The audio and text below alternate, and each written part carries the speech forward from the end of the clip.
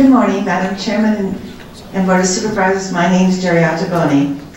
I live in Oro Valley, and due to the dismal condition of our roads in Pima County, it is no wonder that we have accidents, including bicycle accidents, which is sad.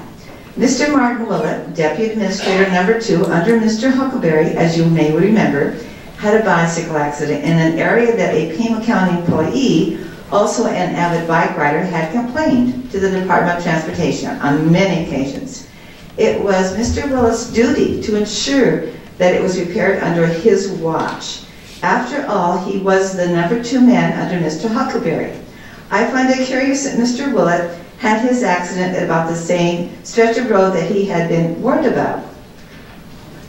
If Mr. Willett had not been an average citizen, he would have had to go to court to prove his court case, and Pima County attorneys would be expected to fight for we, the taxpayers.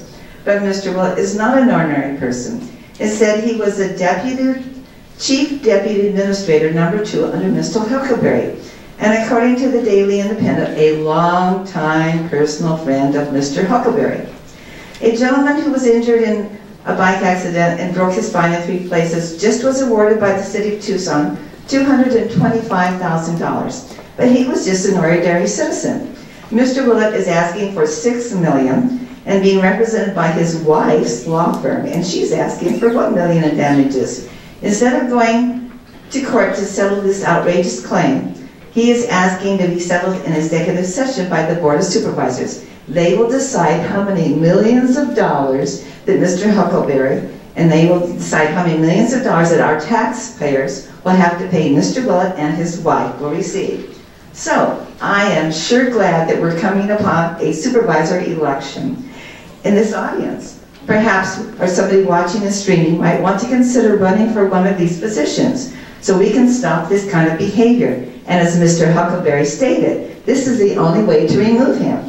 On the bond, on an enormous board, all of this open land, $92 million worth, will take money off the tax rolls and will hurt our children and their education here in Pima County. Less money for education. It is like it's like spending on a credit card. What are you thinking? I called all the counties in Arizona, and they all privately fund and also use grants, and not on the backs of the taxpayers.